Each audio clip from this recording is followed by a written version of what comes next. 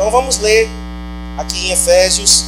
Eu vou fazer aqui uma revisão da minha mensagem e continuar de onde nós paramos domingo passado. Eu comecei falando sobre a igreja de Éfeso. E a igreja de Éfeso, versículo 15, capítulo 1, verso 15, fala da fé e do amor que aquela igreja tinha. Então são dois ingredientes essenciais em uma igreja, em um crente em Jesus Cristo, é a fé e o amor. Depois, no verso 17, então eu comecei a falar sobre o espírito de sabedoria. Paulo ora ao Senhor pedindo o espírito de sabedoria. E eu falei que sabedoria é a coisa principal nas nossas vidas. Nós podemos ter tudo, mas se não tivermos sabedoria, esse tudo se torna nada. Agora o contrário também é verdadeiro. Você pode não ter nada, mas se você tiver sabedoria, o nada vai se tornar em tudo. Então nós precisamos pedir sabedoria a Deus. E então falamos sobre o espírito de revelação. Revelação é entendimento das verdades espirituais. A gente não compreende as coisas de Deus com a nossa mente. A mente humana, ela é limitada. A mente humana, ela é falha. E a gente não tem como explicar milagres. A gente não tem como explicar a forma como Deus age. Estava falando hoje de manhã. Jesus cuspir no chão, fazer uma lama e untar os olhos de um cego. Isso parece meio esquisito, irmãos. Sim ou não? Algumas pessoas ficam com medo. Não, mas foi Jesus. Sim, mas mesmo sendo Jesus, foi meio nojento, assim. Foi lama feita de cuspe. Então, se a gente for olhar pela ótica humana, é um absurdo isso. Jesus fazer uma coisa dessa. Mas pela ótica de Deus, pelo plano de Deus, então a gente entende as verdades espirituais. Só que Jesus não repetiu esse milagre. Teve outros cegos e Jesus não fez lama de novo, curou de outra forma. Então também temos aí a multiforme sabedoria de Deus. Porque para cada pessoa, para cada situação, Deus ele vai fazer de uma forma. Então não adianta você querer agora fazer lama com seu cuspe e sair por aí ungindo com cuspe santo, misturado com barro, os olhos dos cegos, porque todos vão ser curados assim. Não, meus irmãos. Não. Deus tem os seus métodos. Deus tem suas maneiras. Nós precisamos captar a maneira de Deus. E eu comparei revelação, para você talvez entender melhor. Não sei se a minha comparação foi meio tosca, mas tudo bem. Vamos lá. Nós estamos agora, na televisão, o sinal de televisão, nós temos dois sinais. Temos um sinal analógico, que é aquele sinal antigo, que não tem muita qualidade, fica às vezes chuviscando, não tem uma nitidez muito boa. E temos agora um sinal digital, que é em alta definição. Mas, para você receber o sinal de alta definição, basicamente você precisa de duas coisas. Você precisa de uma televisão em alta definição e você precisa de uma antena conectada lá na entrada da antena para captar o sinal. E então aquele sinal captado vai ser mostrado na tela. Então as coisas espirituais, elas precisam ser captadas. Elas precisam ser apreendidas. Então, não adianta você querer explicar as coisas de Deus com a mente humana, porque não vai funcionar. Nós precisamos, então, pedir ao Senhor espírito de revelação. Amém? Minha comparação foi o melhor que eu pude encontrar para tentar traduzir o que é revelação. Tá? É você entender as verdades de Deus. Como? Em seu espírito. Não é com a mente natural. Mas para que nós precisamos de revelação? Então, domingo passado, eu falei que precisamos de revelação primeiro, pode colocar, para saber qual é o nosso chamado. Qual a esperança do nosso chamado? Né? E alguns crentes chamam de chamada, a chamada. Outros chamam de chamado, tá? Os pentecas, assim, bem pentecas, eles chamam de chamada. Né? Irmão, qual é a tua chamada? Né? Já outros dizem o chamado, tá? É a mesma coisa. Chamado e chamada é a mesma coisa. O que é isso? É a visão antecipada do que Deus tem para nós. O que é que Deus tem para mim? E dentro do chamado, eu falei domingo passado de dois elementos: identidade e destino. Identidade, pode colocar, responde à pergunta: quem sou? Quem sou? Identidade responde: quem sou? Não é o que faço, é o que sou. E eu estava compartilhando aqui com os irmãos que estamos agora terminando essa semana um módulo chamado Rei Davi. E nas primeiras aulas do Rei Davi, eu ouvi aquelas aulas iniciais e assim o Espírito Santo falou realmente comigo que a identidade de Davi, a identidade primária de Davi, estava baseada no amor de Deus por ele. Davi era amado por Deus, e isso definia a identidade básica, a identidade primária de Davi. Não era o que Davi fazia que lhe dava identidade, porque às vezes nós estamos confundindo, irmãos. Nós estamos querendo definir a nossa identidade pelo que a gente faz. Alguém me pergunta: e aí, quem você é? Eu sou pastor, eu sou líder. Quem você é? Eu sou ministro de louvor. Não, isso não define minha identidade. Essas coisas são papéis que eu desempenho, são funções que eu desempenho, mas identidade é baseada em quem sou. E Davi descobriu que ele era amado por Deus.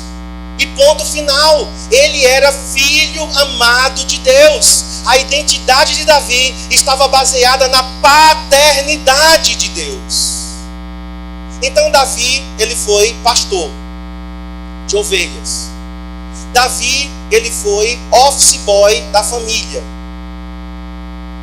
Levava recado, levava comida. Davi, ele foi herói nacional.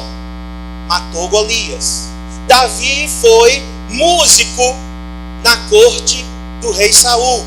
Tocava harpa e os capetas fugiam.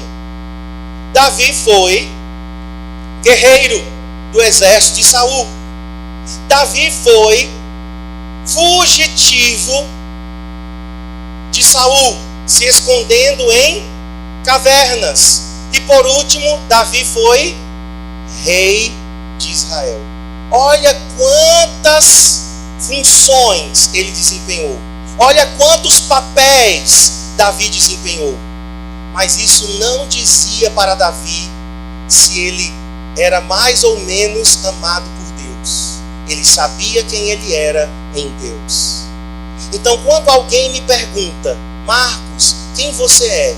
A minha resposta será: eu sou filho amado do meu Pai Celestial. A minha identidade está baseada na paternidade de Deus. Todas as outras coisas que eu fizer, quer eu lidere, quer eu discipule, quer eu pastoreie, quer eu esteja responsável pela parte administrativa, quer eu seja ministro de adoração, tudo isso não define minha identidade. Amém? Eu posso deixar de fazer essas coisas e eu continuarei sendo filho amado do meu Pai Celestial. Amém, irmãos? Porque senão a gente só tem valor quando a gente faz. Aí o que é que a gente cai? A gente cai no ativismo. A gente cai nas comparações. A gente começa, irmãos, a ficar frustrado. A gente quer perguntar ao outro: e aí, me diz, rapaz, quem é que eu sou? Isso não vai dar certo. Porque ninguém pode me dizer quem sou. Agora, dentro do chamado, eu falei sobre destino. Para onde estou indo? É importante não apenas eu saber quem sou em Deus, mas eu preciso saber o destino que Deus traçou para mim. E algumas pessoas diriam: nosso destino é o céu. Sim, nosso destino final é o céu, certo? Mas enquanto estamos nessa terra, somos peregrinos, somos forasteiros. Enquanto estamos nessa terra, nós temos um caminho traçado por Deus. E você tem que descobrir. Você tem que descobrir qual o destino profético que Ele tem para você. É entrelaçado identidade com destino. Tá? Rainha Esther, por exemplo. A Rainha Esther, ela era, né, uma menina pertencente a Israel. Ela fazia parte do povo de Deus. Em outras palavras, ela era filha da promessa. Ela era filha da aliança. Mas o destino profético sobre Esther era que ela chegasse a ser rainha, para que, sendo rainha, ela salvasse o seu povo da morte. Basicamente foi isso, irmãos. Ela foi alçada à posição de rainha, porque na mente de Deus, Deus sabia que o inimigo, Amã, se levantaria e queria matar toda a população de judeus. E se Israel fosse eliminado da face da terra, a linhagem messiânica seria extinta e Jesus não nasceria. Olha como Deus enxergou lá na frente. Então, às vezes, a gente não sabe qual é o nosso destino. E eu comecei desde cedo a perguntar a Deus: Senhor, fale comigo sobre o meu destino e eu te obedecerei. Fale comigo e eu te obedecerei. Hoje de manhã eu estava novamente renovando esse voto, renovando essa aliança com Deus. Fale o que o Senhor quer e eu te obedecerei. Eu abro mão de tudo, mas eu não abro mão do que o Senhor tem para mim. Eu abro mão de tudo, mas eu não abro mão da minha identidade e eu não abro mão do meu destino. Eu estava dizendo que aos 18 anos eu estava acompanhando o meu pastor em uma viagem. Ele foi a São Luís, do Maranhão, e eu completei 18 anos lá em São Luís, naquele ano. E enquanto meu pastor saiu para fazer alguma coisa, eu fiquei sozinho. Então eu fui orar, eu fui buscar a Deus. 18 anos, né, era uma idade, para mim, importante. Eu sempre tinha sonhado chegar aos 18 anos, então eu fui lá orar e pedir: Senhor, fale comigo. O que é que o Senhor quer de mim? Qual é o destino que o Senhor traçou para mim? E eu lembro que Deus, naquele aniversário, foi a primeira vez que Deus disse que ia me tirar de Garanhuns. Então eu estava meditando na palavra e Deus me disse claramente: eu vou te tirar do teu lugar, eu vou te tirar da tua terra, no meio da tua família, e eu vou te levar para o deserto, e lá no deserto eu vou falar o teu coração, eu vou te amadurecer. E eu lembro que eu não queria sair de Garanhuns, irmãos. Não queria. Eu estava tão acostumado com a minha vida. Eu era filho da mamãe. Eu tinha tudo o que eu queria. Minha mãe na época era dona de uma loja de roupa, então o que eu quisesse eu ia lá, eu pegava, eu pedia, ela trazia. Eu tinha comida. Eu nem da mesa eu tirava meu prato. Eu tinha meu quarto, só meu. Eu tinha minhas coisas. Então eu não queria sair de Garanhuns. Eu disse: não, Senhor, me tirar de Garanhuns, não. E então Deus me disse: mas você me disse, Marcos, que eu tinha autoridade, que eu tinha direito sobre a sua vida. Deus continuou a falar. Novembro, dezembro, janeiro, e no mês de fevereiro, 23 de fevereiro, eu estava dentro de um ônibus da São Geraldo. As passagens aéreas naquela época eram caras, né? Não é como hoje. E hoje a gente ainda reclama viajando de avião. Até hoje de manhã eu estava pedindo perdão a Deus, porque a gente entrou no avião e eu: Cristiane, que avião apertado é esse? dá nem para esticar as pernas. E hoje de manhã Deus disse, tu fosse de busão para São Paulo. 42 horas dentro de um ônibus, com aquele banheiro bem cheiroso. Depois de 24 horas de viagem, o banheiro fica uma beleza no ônibus. Aí hoje de manhã Deus me lembrando disso. Eu estava saindo de Garanhuns e Deus estava cortando todo o cordão umbilical da mamãe, da igreja, dos irmãos, e realmente me jogando do ninho. Vai, voa. Senão, irmãos, eu não teria nunca amadurecido. Foi aquela saída que fez com que eu fosse para São Paulo, de lá eu fosse para Santa Cruz de La Sierra, de lá eu fui morar em Brasília, e de Brasília então voltamos para Garanhuns, e aqui nos estabelecemos há 21 anos atrás, de volta. Mas Deus sabia tudo que eu precisava dali por diante. Ele sabia das decisões. E, irmãos, eu lembro exatamente de cada decisão importante, de cada momento que Deus falou comigo.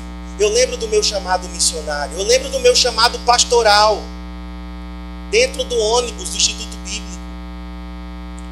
Eu lembro quando Deus me disse, eu quero que você seja pastor. E eu olhei para um lado, olhei para o outro. Quem? Está falando comigo, Deus? Com você vai ser pastor. Cuide das minhas ovelhas. Foi baseado em João 21. Estava ouvindo uma música no meu Walkman, novinho. Eita Jesus, Walkman. Estava lá, Interessante como o tempo muda, irmãos? Na minha época, o Walkman era bem grande. Era bem grande e o fone era pequenininho. Hoje, é bem pequenininho o dispositivo de música. E o fone é desse tamanho, Quanto maior, melhor. E mais colorido, melhor, Como as coisas mudam. Estava lá com o meu Walkman, ouvindo. E a música era em João 21. Se tu me amas, apacenta minhas ovelhas. Estava lá atrás, irmãos, eu comecei a chorar. Eu nem sabia por que eu estava chorando. A música era em inglês, eu entendia só algumas frases. Eu entendia tudo, mas essa parte eu entendi. O Espírito Santo fez questão, de traduzir para mim. Se tu me amas, apacenta as minhas ovelhas. Senhor, eu vou ser pastor. Com esse temperamento que eu tenho, eu não sou carismático. Acabei de ouvir isso de um pastor aqui. Ele quase me acaba. Sério, gente. Um pastor lá chegou para mim e disse, Marcos, você não tem carisma nenhum, querido. Que homem amoroso, gente. Deus abençoe a vida dele. Não guardo mágoa, não. Meu coração já está limpo e livre. Mas ele quase me mata. Você quer ir? Eu soube que você quer ir com uma equipe de missionários para Arica, no Chile. Você é músico, querido. Você é tecladista. É para isso que Deus te chamou. Você não tem carisma nenhum para liderar. Imagine, queridos, se eu tivesse aberto mão do meu destino profético por causa de uma frase dessa. Era um homem de Deus. Ei, homens de Deus erram também. Tá? Eu posso errar contigo, mas você não vai abrir mão do seu chamado por um erro meu. De jeito nenhum. Não vai ser desculpa para dar a Deus. Senhor, eu não cumpri o meu destino porque o pastor Chico, o nome dele era Francisco, porque o pastor Chico, naquele dia, lá no Rema, em Brasília, me disse que eu não tinha carisma. Pronto, Deus, eu aceitei. E Deus vai dizer, E o que eu falei ao teu respeito? E o que eu disse para você? Você deu mais ouvidos ao homem do que a mim? Não, irmãos. Eu me levantei, eu respirei fundo, me ergui e não fiz por pirraça, porque tem muitas pessoas que estão fazendo isso. Isso é desonra. Agora eu vou provar ao pastor Chico quem eu sou. Não, eu não fiz isso. Eu fui diante de Deus, eu chorei, eu digo, Senhor, realmente, eu não tenho carisma. Ele falou a verdade. Eu tenho que ser humilde. Eu não sou uma pessoa super comunicativa. Eu não sou como algumas pessoas que a 300 metros de distância já anunciam a sua chegada. Né? Meu sogro, ele era assim, Cristiano dizia, quando ele estava chegando de viagem, 3 horas da manhã, ele já começava a buzinar da esquina. Estou chegando! Acorda a rua inteira! Eu não sou assim. Mas eu admiti diante de Deus, eu disse, Deus, se tu pudesses usar uma jumenta, tu podes usar Marcos Alexandre Pires da Rocha. Se o Senhor pôde usar aquele animal irracional, o Senhor pode usar qualquer coisa. Então o Senhor vai me usar. Não depende de mim, depende do Senhor. É o destino que o Senhor traçou para a minha vida. Está escrito no teu coração e vai se cumprir. E fui, ergui a cabeça e prossegui. De vez em quando vinha aquela frase, né? O diabo, né? Você sabia, irmãos, já se passaram 22 anos, 21 anos, mais ou menos, 22, que eu ouvi aquela frase. Pois ainda hoje eu ouço. De vez em quando, não é comum não, mas quando a crise é muito brava, aí vem aquela frase. Quem é você? Você não tem carisma. Já pensou, irmãos? E você tem que se erguer mais uma vez e dizer, meu carisma vem de Deus. É o Senhor quem me capacita sobrenaturalmente. É Ele quem me faz ser tudo aquilo que Ele quer que eu seja. Amém? Deus vai fazer isso contigo também. Deus vai fazer isso contigo. Eu creio. O mesmo Deus que falou comigo e que me chamou é o mesmo Deus a quem você serve. É o mesmo Deus que te deu identidade. É o mesmo Deus que te deu um destino e você vai cumprir. Amém? Paramos aqui. Então agora vamos ver a segunda coisa que nós precisamos de revelação para ter isso. Nós precisamos de revelação para conhecer as nossas riquezas da herança. Todo filho tem uma herança. O pai, a mãe trabalham em vida para deixar uma herança para seu filho. Eu tomei posse da minha herança. A única coisa, né, também que tinha era um terreno onde eu construí a minha casa. Então eu tomei posse da minha herança antes mesmo do meu pai morrer, mas foi com permissão dele, tá? Eu não quis matar meu pai para tomar posse da herança. Isso seria algo horrível, né? Desejar a morte do pai para tomar posse de uma herança. Não, eu pedi permissão, papai. Eu tenho direito, né, a metade desse terreno. E eu preciso sair do aluguel. Então, me permita construir uma casa aqui. Vamos dividir o terreno em 2 e eu construo na parte de trás. Então, meu pai e a minha mãe, eles viveram a vida deles, não tiveram muitas riquezas, mas a parte da herança que me cabia, então eu tomei posse. E hoje de manhã eu contei a história de uma mulher, uma velhinha, e ela estava já no final da vida dela, morrendo de fome, passando muitas necessidades, e alguém foi e visitou aquela velhinha. E quando entrou naquela casa era miserável, aquela casa era suja, né? E ela realmente vivia numa situação de extrema pobreza, passava fome, bem magrinha ela era. E alguém olhou para uma das paredes da sala e viu um quadro empoeirado, engordurado, de muitos anos pendurado ali, não dava para ler o que estava escrito. E a pessoa viu que era um certificado, era um título, era alguma coisa, era um documento. Então a pessoa disse, senhora, eu posso tirar esse quadro e ler? Pode. E quando a pessoa tirou o quadro da parede, que limpou e conseguiu ler, dizia o seguinte. E a pessoa então se assustou e disse, quem me deu esse quadro? Ah, meu filho, minha mãe, recebeu esse quadro do pai dela, que é meu avô, que recebeu do bisavô. Ela passou para mim, não me explicou, e eu pendurei aí na parede. E a pessoa disse: minha senhora, aqui está dizendo que a senhora é dona de poços de petróleo no estado do Texas. A senhora é milionária. E ela disse: vivi a vida toda na miséria. Por quê? Porque não sabia qual era a sua herança. Muitos crentes estão assim. Muitos crentes estão vivendo uma vida de derrota, de miséria, capacho do diabo. O diabo pisa, faz o que quer desse crente. Por quê? Porque não sabe as riquezas da glória de sua herança. Você precisa pedir por revelação.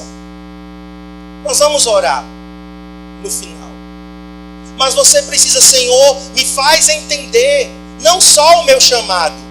Eu não quero entender apenas minha identidade, quem sou filho amado do Pai. Eu não quero apenas entender o meu destino, para onde estou indo, mas eu quero entender qual a minha herança gloriosa em Cristo. Nós temos uma herança gloriosa e ela é composta de 3 coisas. E eu vou falar sobre as 3. Primeiro é a obra da cruz. A cruz não é apenas para você dizer assim: Jesus foi na cruz e me salvou. Não. A obra da cruz é tudo isso aqui, irmãos. São termos teológicos, mas que explicam com profundidade o que Jesus fez por nós. Algumas pessoas estão assim: não, Jesus foi na cruz, morreu por mim, agora eu estou salvo e vou para o céu. A cruz, ela é muito mais profunda. A cruz, a obra da cruz completa, ela é gloriosa. Temos redenção. Redenção é o termo usado para alguém que vai no mercado de escravo e compra aquele escravo para si. Lembra a cena do filme O Gladiador? Quem assistiu aqui O Gladiador? Quem não assistiu, assista. É um filme maravilhoso. Tem uma cena no filme Gladiador que ele está lá no mercado de escravos, preso, e então um homem vai lá e compra ele. Diz: eu quero esse aqui. Quanto é? Está aqui o dinheiro. E resgata ele. Redenção é isso. Nós fomos comprados por sangue, pelo preço do sangue de Jesus, resgatados das mãos de Satanás. Ele nos tirou do império das trevas e nos transportou para o reino do Filho do seu amor. Propiciação. Propiciação é Deus sendo propício. O que é isso? Deus, no Antigo Testamento, era um Deus que se irava com o pecado. Ele ainda se ira, mas Deus também se irava com os pecadores.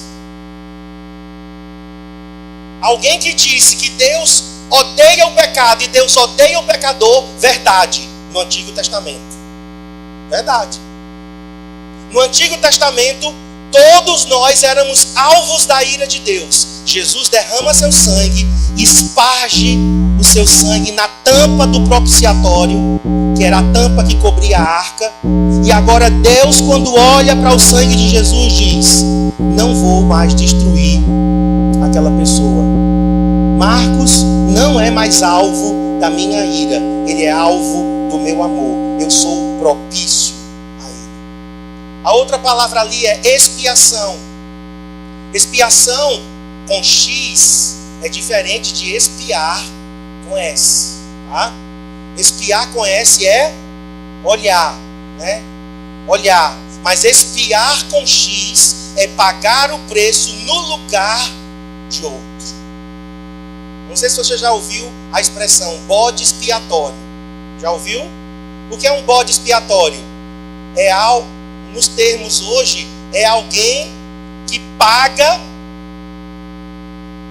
o pato, que paga o preço no lugar de outro. É um bode expiatório. Isso é bíblico. Isso é bíblico. Jesus, ele não foi o bode expiatório, mas ele foi o cordeiro da expiação. Ele tomou o nosso lugar. Aquele lugar era meu. quem tinha que estar crucificado naquela cruz era eu e você. Nós tínhamos que pagar com a nossa vida o nosso pecado. Mas Jesus disse: eu vou no lugar e expio a morte deles. Justificação. Justificação é um selo que a cruz nos deu. Imagina que você tem um documento e nesse documento diz culpado. Tá? Culpado. Não tem escapatória. Essa pessoa, ela é culpada, ela está determinada a ir para o inferno por conta dos seus pecados. Jesus foi e rasgou esse documento e então ele emite um novo documento e no documento está justificado. Então quando Deus olha para mim e para você, ele não vê mais. Quem é nascido de novo não é mais pecador diante de Deus. Agora nós somos justificados pela fé. Então podemos nos apresentar diante de Deus e sermos aceitos. Perdão. Aqui não precisa nem de explicação, né? A cruz nos perdoou. Reconciliação. Nós fomos novamente inseridos na família de Deus. Inseridos num relacionamento com Deus. E agora nós somos gente de reconciliação. Olhe para mim. Gente de reconciliação. Crente não é promotor de intrigas. 6 coisas o Senhor aborrece e a 7ª ele abomina. Sabe qual é a 7ª que ele abomina? Gente que fica semeando contenda entre irmãos. Abomina. Vai lá e pesquisa o que é abominar. Abominar não é nem detestar. Abominar é aquilo que minha alma rejeita com todas as forças. Eu tenho nojo disso. Isso é abominação.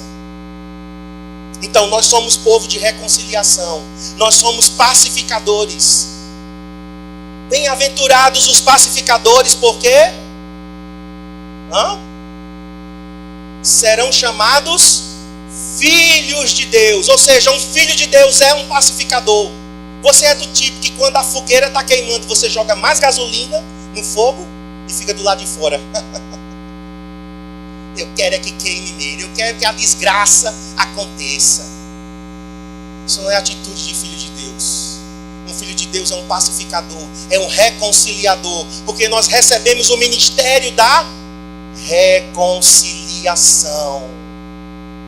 A gente não tem que ficar mandando ninguém para o inferno. Para o inferno as pessoas já vão se não tiverem Jesus. Você tem que mostrar a mensagem da salvação. Se tiver que falar sobre o inferno, fale. Mas a ênfase tem que ser: reconcilie-se com Deus. Reconcilie-se com Deus. Regeneração é uma palavra para dizer novo nascimento. Regenerados. Nosso espírito, ele se torna agora vivo novamente. Temos então comunhão com Deus. E por último, a adoção. Nós éramos criaturas e agora não somos criaturas mais. Nós somos filhos adotados de Deus. E filhos adotados, né? O Cristiano estava falando aqui, se não me engano, há uns domingos atrás. O filho gerado, você não escolhe. Você não escolhe se é menino, se é menina. Eu lembro, né, que eu queria muito menino. Aí o primeiro, Adriel, foi menino. Fiquei muito feliz. Aí no segundo eu escolhi. Digo, não, agora eu quero uma menina. Como se eu tivesse poder para fazer isso, né? Na hora de fabricar um menino, Cristiane, vamos fazer uma menina hoje. É assim, irmãos? Claro que não. Claro que não. Porque filho gerado não se sabe, né, se vai ser menino ou menina. E aí achávamos que era uma menina. Achávamos que era uma menina.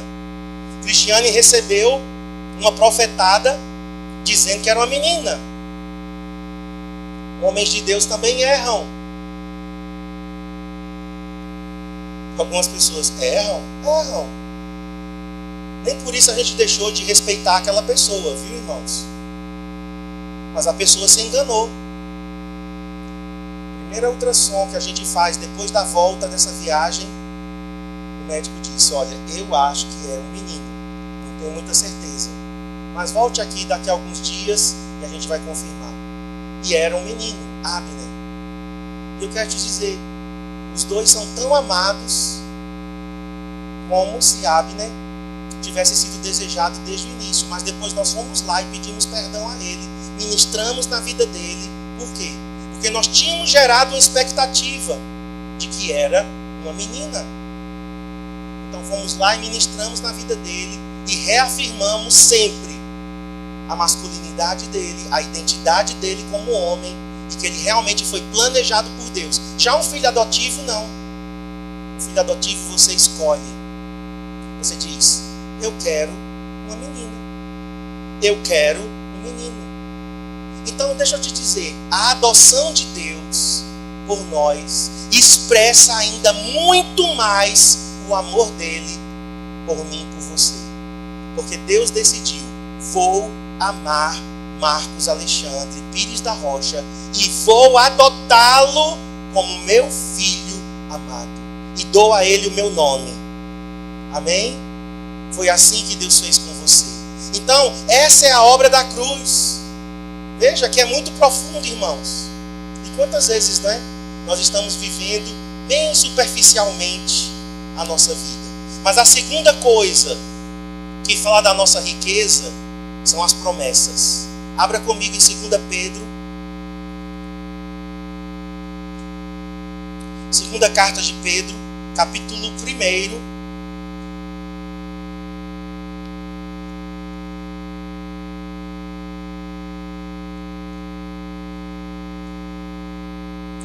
Segunda de Pedro, capítulo 1. Veja comigo o verso 4.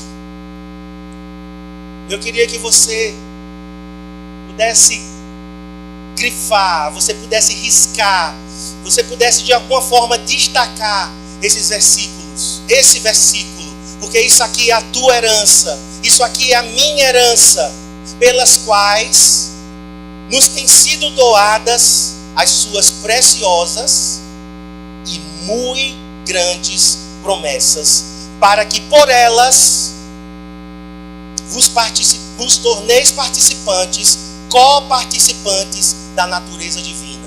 Qual é a minha herança? Primeiro é o que Jesus fez na cruz, mas em segundo lugar são as preciosas e grandíssimas. Quem tem aqui a versão que diz grandíssimas? Tem alguém? Uma versão grandíssima? Na minha diz muito grandes, mas a palavra é realmente grandíssimas. Daqui a pouco eu vou falar sobre essa palavra de novo. As promessas de Deus, meus irmãos, não são promessas quaisquer. As promessas de Deus são realmente grandíssimas. É uma herança muito grande que nós temos. Então somos desafiados a viver à altura da nossa herança. Lembre-se sempre da história da velhinha, que vivia muito aquém do que ela realmente tinha. Por quê? Ela não conhecia. A falta de conhecimento é uma tragédia. Mas agora não tem desculpa mais para nós. Nós sabemos que temos uma herança. Agora veja comigo em 2 Coríntios. Esse texto é muito legal.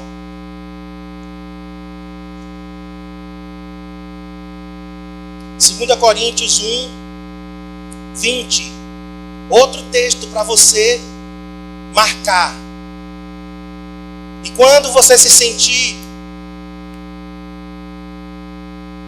desprotegido, desguarnecido, quando você se sentir ameaçado, quando você se achar um Zé Ninguém, uma Maria Ninguém, você vai então se lembrar de 1 Pedro, de 2 Pedro, desculpem, capítulo 1, verso 4, e você vai lembrar de 2 Coríntios 1, 20, que diz: porque quantas são as promessas de Deus, tantas, não importa quantas sejam, se uma, se 1000, se 1 milhão, se 1 bilhão, tantas quantas, desculpem, porque quantas são as promessas de Deus, tantas tem nele, tem em Cristo já o sim, porquanto também por ele é o amém.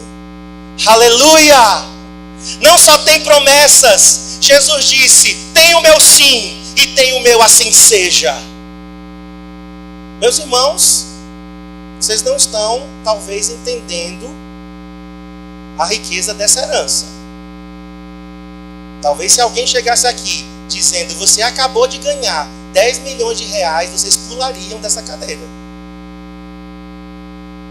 Mas isso aqui é muito melhor do que 10 milhões de reais. Aqui está dizendo que Jesus, ele carimbou, cada promessa de Deus foi carimbada com Jesus dizendo, sim, sim, sim, sim. Isso é para Marcos, isso é para Marcos, isso aqui é para ele, isso aqui é para ele, isso aqui é para ele. Tem o meu amém, tem o meu amém. Lá na cruz ele disse sim, o amém dele. E você tem que viver então à altura disso. Tem coisas que a gente ora e que Deus faz assim. Imaturidade. Pura imaturidade. Porque tem coisas que a gente está orando e Deus está dizendo, já dei. Como é que você está pedindo uma coisa que eu já dei? Lança a mão e toma posse. Vai lá e toma posse, porque já é teu.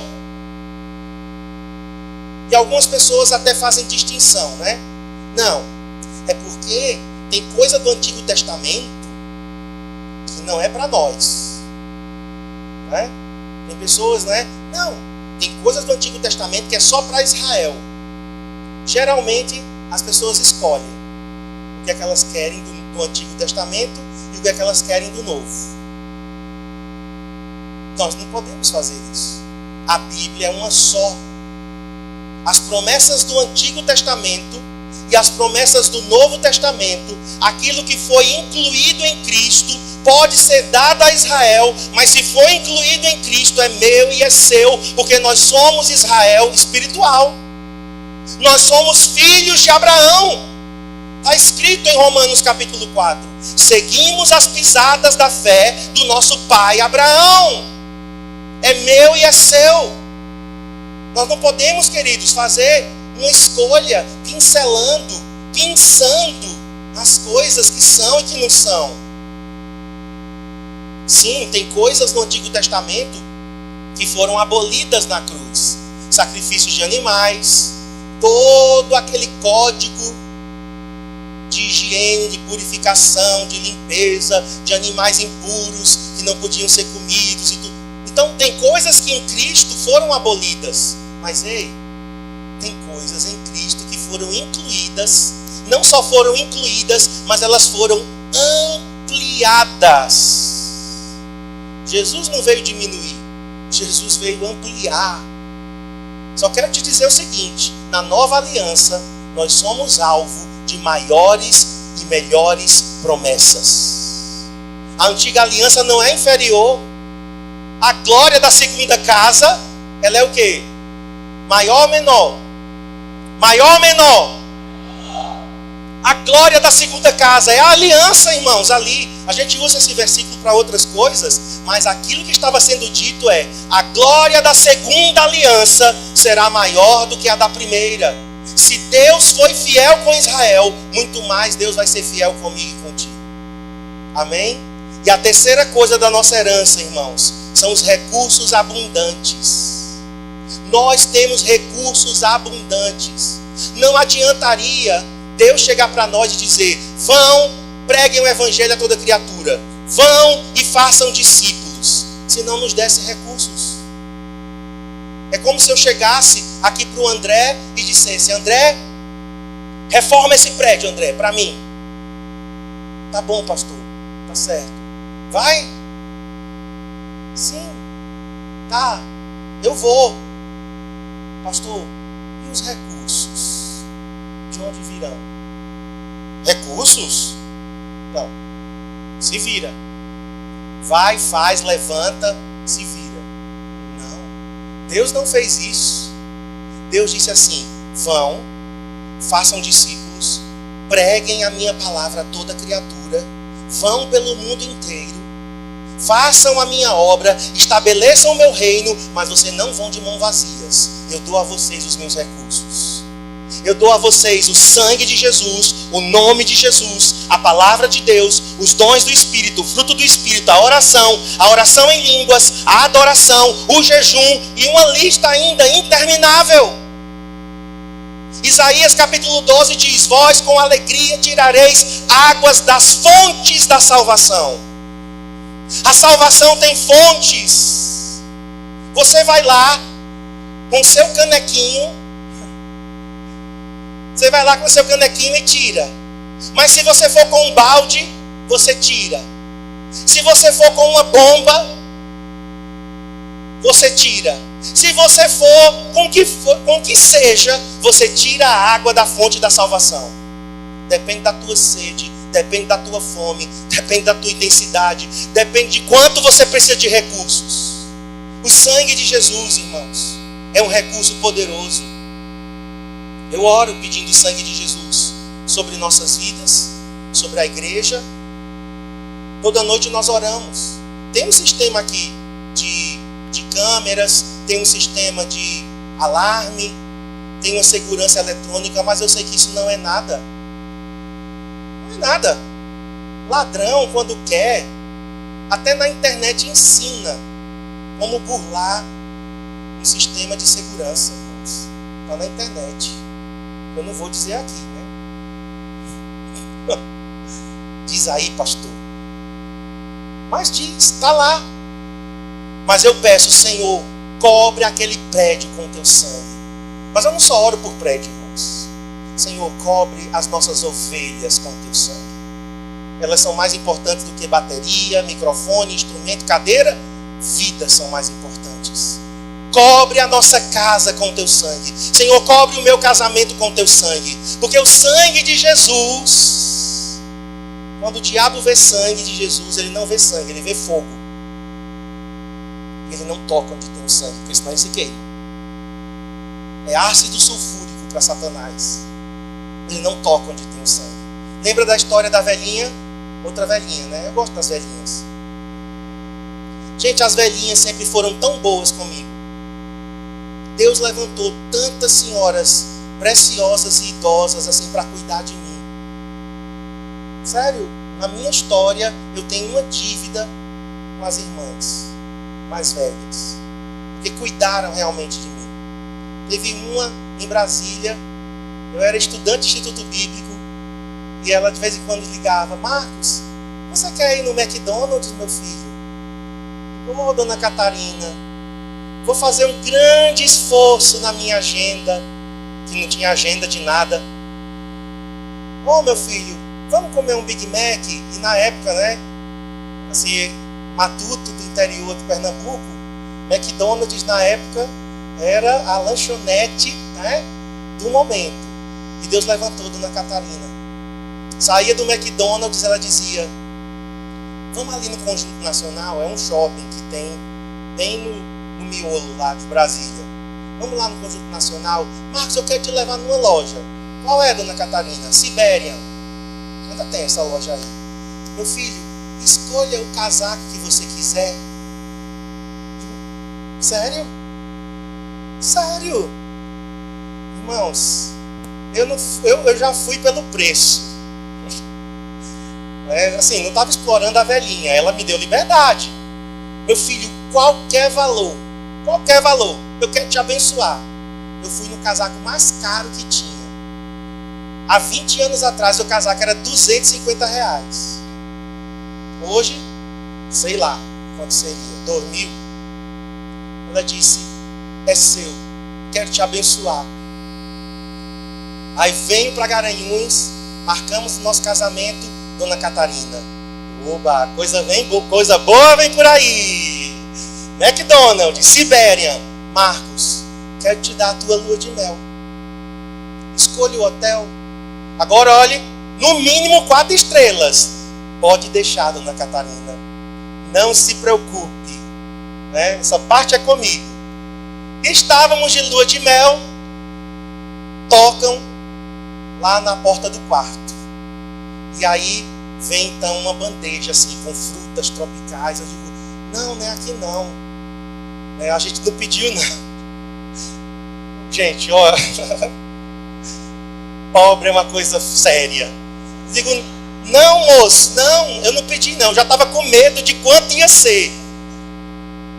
Eu estava às custas de Dona Catarina, né? Eu disse, não, não é aqui não. Eu disse, não, é aqui. Aqui não é apartamento tal. Eu disse, é. Senhor Marcos Alexandre e Dona Cristiane? Sim. Dona Catarina. Ah, pode entrar. É nosso. Então assim, eu tenho uma dívida, porque Deus levantou pessoas para me abençoar. Outra foi Dona Elma. Dona Elma era uma empresária lá em Seu Messias. Empresários em Brasília. E eu tinha recebido o aviso que eu tinha que fazer as malinhas e voltar com o rabinho entre as pernas de volta para Garanhuns, porque eu não tinha pago matrícula, eu não tinha pago mensalidade de março, eu não tinha pago mensalidade de abril e eu não tinha pago a mensalidade de maio. Então, tinha uma pastora lá, bem joia, para não dizer o contrário. Ela parecia um general, né? A Maria Marques. Ela, Marcos, quando ela falou, eu senti um frio assim na minha espinha. Marcos, não dá mais para você ficar aqui. Você tem até o dia 10 de maio, ou para pagar tudo, ou para fazer as malas e voltar para Garanhuns. Porque já são 3 mensalidades, matrícula, e não tem mais como a gente sustentar essa situação. Já estava certo. Irmãos, Deus levanta essa irmã.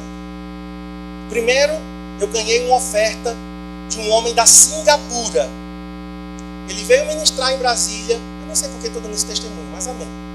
Alguém pode ser que esteja precisando de melhorar a fé. Ele veio pregar em Brasília, o Sy Rogers. Sy Rogers, ele tinha sido um ex-travesti.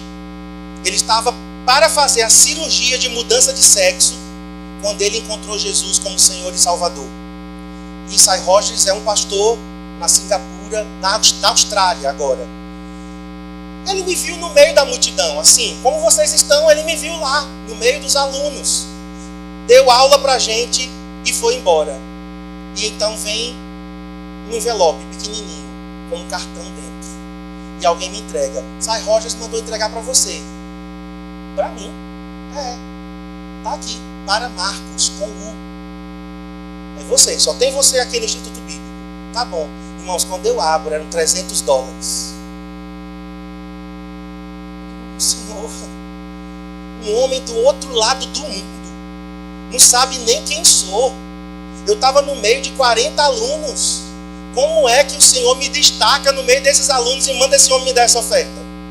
Com essa oferta eu paguei a matrícula, eu paguei a mensalidade de abril, de março, abril e maio. Então, ainda comprei o meu Walkman. Comprei o meu Walkman e ainda fiquei com um dinheirinho. Aí a Maria Marques se acalmou. Tá bom. E daqui por diante, como é que vai ser? Porque vem mensalidade de junho, julho, agosto, setembro. Bom, se Deus me deu essa oferta, então é porque Ele quer que eu fique. O resto vai vir. Então tivemos um evento e eu conheci a Dona Elma. Dona Elma chega no final do evento do Instituto Bíblico. Ela disse, Marcos, Deus falou comigo e com o Messias. Nós vamos te sustentar aqui em Brasília a partir de agora. De junho desse ano até dezembro do outro ano, que eram os 2 anos de instituto, você não paga a mensalidade. Eu pagarei a tua mensalidade. Quase que eu caio para trás, irmãos. Então assim, Deus, Ele sabe a nossa necessidade. E quando nós temos um coração correto e dependente dEle, eu quero te dizer, Ele abrirá portas. Ele vai trazer alguém da Singapura, mas Ele traz. Ele te destaca no meio da multidão e diz, abençoa aquele ali, aquela ali. E ainda diz o nome e ainda diz, é com U o nome dele. Amém? Esse é o nosso Deus. Aleluia!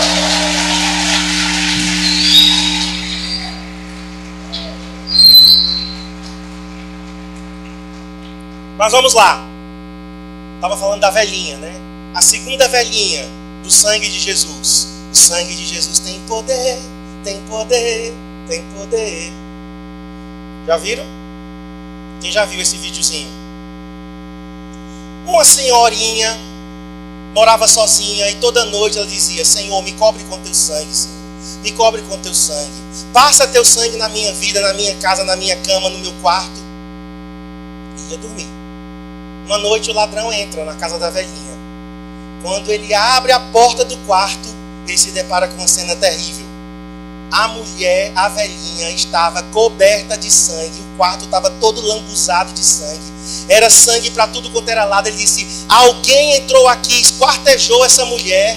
Eu tenho que sair daqui correndo, porque agora eu vou ser culpado não só de roubar, mas de ter matado essa mulher. E fugiu, desesperado. No outro dia a velhinha acorda numa boa. O sangue de Jesus tem poder, tem poder. Ou seja, não sei se é verdade a história, mas eu creio que todas as vezes que eu invoco o nome, aliás, o sangue de Jesus, o sangue de Jesus me cobre. Aquele ladrão viu a mulher coberta de sangue, mas era o sangue de Jesus. Então nós temos esse recurso. Lança a mão dele. Usa esse recurso. O nome de Jesus. Tem um livro, irmãos, do Kenneth Hagin. Alguém aqui já leu o livro do Kenneth Hagin? O nome de Jesus. Alguém já leu? Só eu e Cristiano. Parabéns, porque você leu. Mas esse livro, irmãos, marcou a minha vida no início da minha conversão. Por quê? Porque o nome de Jesus não só é para estar na nossa boca assim de qualquer jeito. Ele fala que o nome de Jesus é um recurso poderosíssimo que você tem que usar a qualquer hora, a qualquer momento que você precisar. Você usa o nome de Jesus e o diabo bate em retirada. A palavra de Deus, a Bíblia, né, Cristiano estava falando, não só é para você ler, é para você meditar. Os dons do Espírito. Tem uma lista lá em 1 Coríntios dos dons do Espírito. Eu lembro que durante muito tempo eu orei especificamente por dons, irmãos. Eu orei por dons. Eu orei pelo dom de discernimento de espíritos. Eu orei pelo dom de interpretação de línguas. Eu estava testemunhando aqui. Cheguei no culto, o pastor começou a falar em línguas e de repente eu comecei a entender em português. Eu digo: peraí, o pastor está falando em línguas. E eu comecei a entender tudo em português. O que era isso? O dom de interpretação de línguas estava entrando em ação na minha vida. É um dom maravilhoso, irmãos. Você não explica como é isso. A pessoa está falando em língua, você está entendendo em português? Mas é maravilhoso. E eu orava: Senhor, eu quero discernimento espiritual. O dom de discernimento. Senhor, eu não quero o dom de desconfiança. Porque tem gente que tem desconfiança. Olha para todo mundo. Sei não, se é de Deus não, esse rapaz. Olha a camisa azul dele. Não. Discernimento de espíritos é diferente. Deus mostra o que está por trás. E eu orava, irmãos. E Deus então começou a responder minhas orações através dos dons do Espírito. Então 1 Coríntios 12, leia em casa, para você começar a orar pelos dons do Espírito. Palavra de sabedoria, palavra de conhecimento, dons de curar, dom da fé, operação de milagres, variedade de línguas, interpretação de línguas, profecia e... faltou um na minha lista. Mas está lá. Fé, dom da fé. 9 dons listados. Ore. São recursos que o Senhor nos dá. A fé também, eu orava: Senhor, eu quero o dom da fé. Eu quero o dom da fé. E eu vi esse dom já entrando em operação várias vezes em minha vida. É algo sobrenatural que o Senhor nos dá. O fruto do Espírito está lá em Gálatas capítulo 5. A oração é um recurso também, que você está lá no seu tempo sozinho com Deus. Oração no Espírito é oração em línguas. E aqui eu quero até explicar, irmãos. Existem línguas que são particulares. Quando a gente diz aqui na hora do louvor, quando a gente diz aqui na hora da oração coletiva, queridos, vamos orar em línguas. Nós não estamos dizendo para você se levantar no meio da igreja falando em línguas alto para interpretação. Não, nós estamos falando, ore em línguas para você mesmo. Paulo fala de línguas particulares. Então a oração em línguas é para você se edificar. Agora, se for para trazer uma mensagem em línguas, tem que ter interpretação.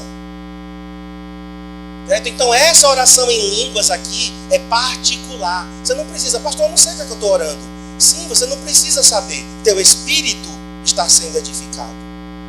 Amém? A adoração, o jejum, irmão, são recursos abundantes. Essa é a nossa herança. Isaías capítulo 12, verso 5. Vós com alegria tirareis águas das fontes da salvação. Vamos tirar águas das fontes da salvação. Use esses recursos. A tua vida vai ser mais poderosa. E por último, nós precisamos de revelação para entender a grandeza. Mas não só é grandeza. Olha a palavra de novo. Suprema grandeza do seu poder em nós. Não é uma grandezinha. Ah, é o poder. Aqui está dizendo suprema. A palavra que Paulo usa é um adjetivo superlativo. Em português, seria equivalente a grandíssima. Que ia ficar grandíssima grandeza. Então ia ficar redundante. Por isso que é colocado suprema grandeza. Mas é extremamente, extraordinariamente grande. O poder do Espírito Santo não é um poder qualquer. A gente conhece a energia que sai nas nossas tomadas de 220 volts. Já dá um choque bem legal. Já levei choque de 220, é pancada, né? Se você estiver descalço, talvez até morre. Se estiver descalço e com o piso molhado, morre.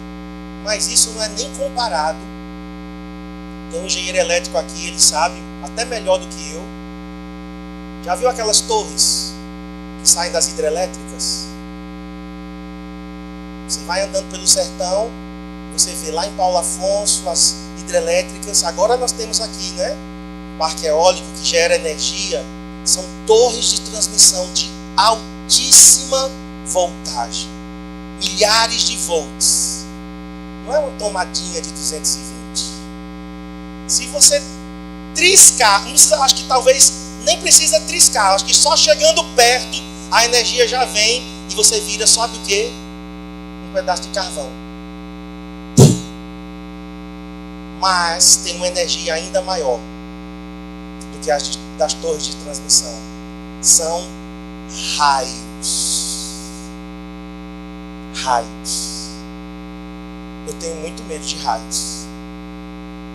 Não tenho medo de trovão. E não tenho medo dos relâmpagos, assim, aquele clarão, não tenho medo. Mas quando eu vejo os céus riscados por raios, isso daqui é power. Isso daqui é poder, irmãos. Estávamos em São Paulo, quarta-feira, tudo fechado. Irmãos, deu um trovão. O pessoal daqui de Garanhuns acha que os trovões daqui são grandes. Mas eu já ouvi trovões, em Brasília também. E teve um dia que nós estávamos comendo, e começou a chover, e então um raio caiu em cima da geladeira. Mas não foi um raio desse, claro. É só uma faíscazinha, é só uma perninha daquela mais fraca. Queridos, o menino estava encostado assim na parede, e tinha um interruptor de luz. E ele estava assim, perto. O raio caiu lá, entrou pela rede elétrica e saiu nas costas dele pela tomada. Isso é poder. O poder do Espírito Santo não é uma tomada só de 220. O poder do Espírito Santo é algo bombástico na nossa vida. Você se torna outra pessoa, sabia? Irmãos, quando estamos cheios do Espírito Santo, somos outros.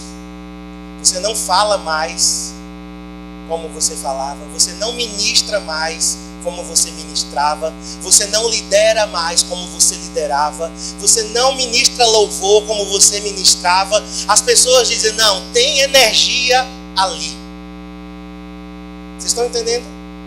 É essa extraordinária capacidade, força e energia de Deus. Ela é necessária para vivermos o Evangelho e realizarmos a sua obra.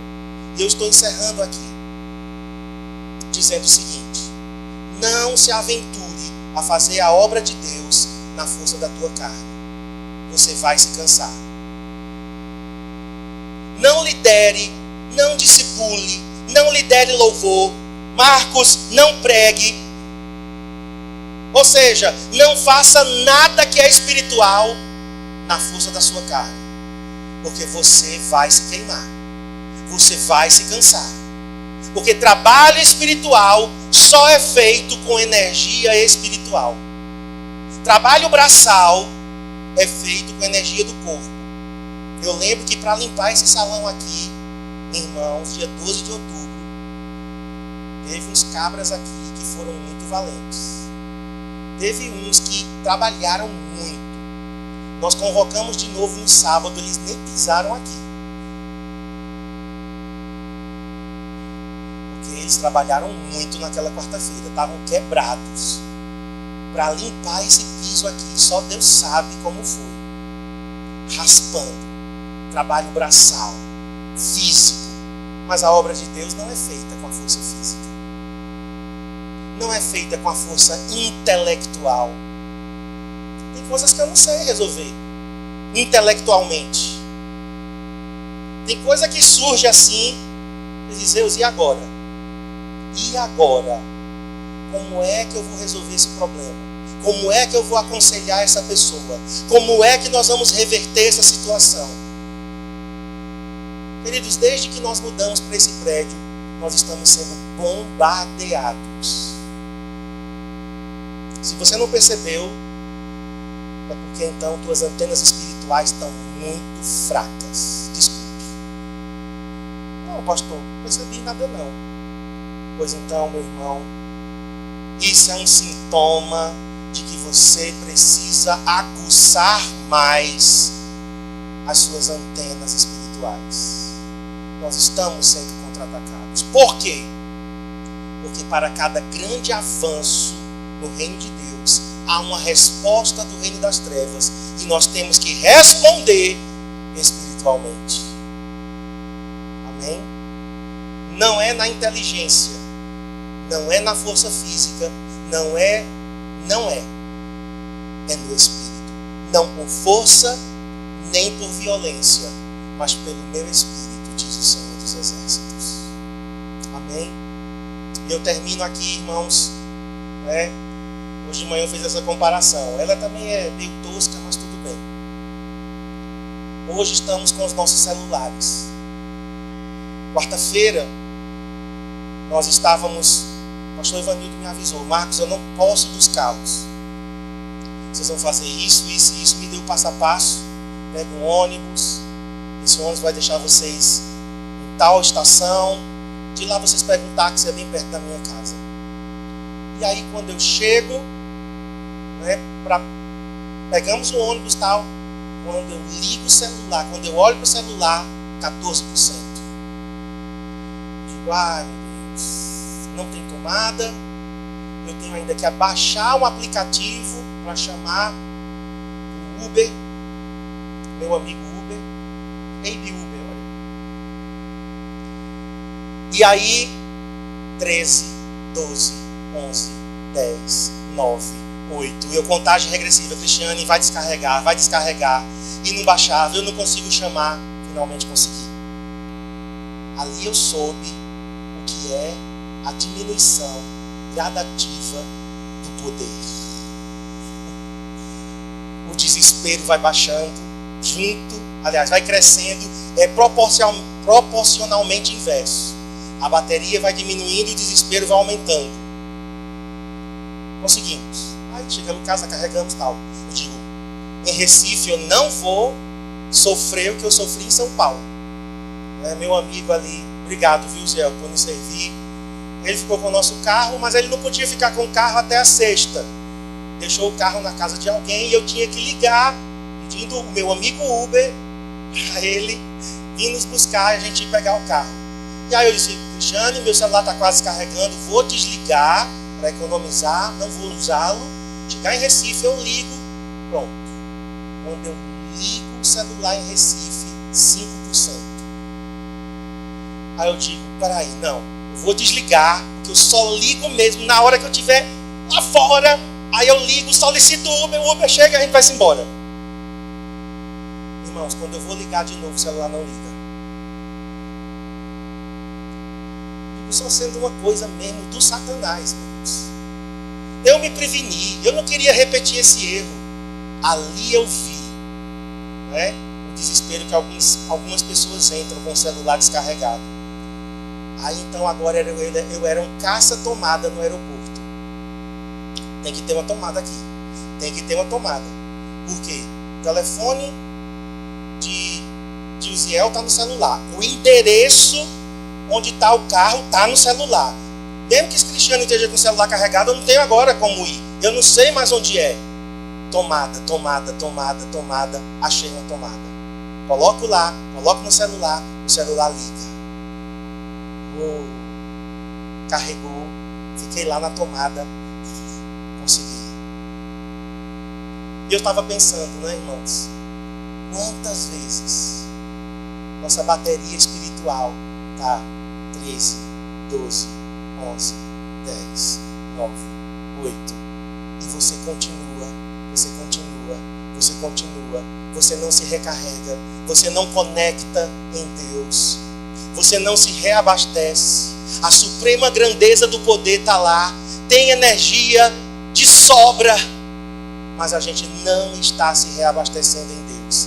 E aí o que é que começa? Cansaço. Aí é muita gente chata, estressada, começa a ver defeito em tudo. A crítica vai para níveis estratosféricos. Quando eu vejo um cristão crítico, o nível de bateria espiritual está desse tamanho. Sabe por quê? Os defeitos sempre estiveram lá. Sempre estiveram lá. Essa igreja não é perfeita. Os pastores, esses lindos e maravilhosos pastores que vocês têm, esse casal 20, tem defeitos. Os defeitos estavam lá. E por que agora os defeitos afloram? Sabe por quê? Porque você está na força do braço. Você está na força do intelecto. Aí, meu irmão, não tem jeito. Como dizia na minha época de fliperama, os mais idosos entenderão, dá tilt. Quem conhece essa expressão aqui? Os dinossauros? Tilt. Sabe o que é tilt? Você vai lá, bate na máquina de fliperama, né, para a bolinha não cair, tá lá, pá! A máquina trava. Você aperta os botões e não faz nada. E a bolinha vem.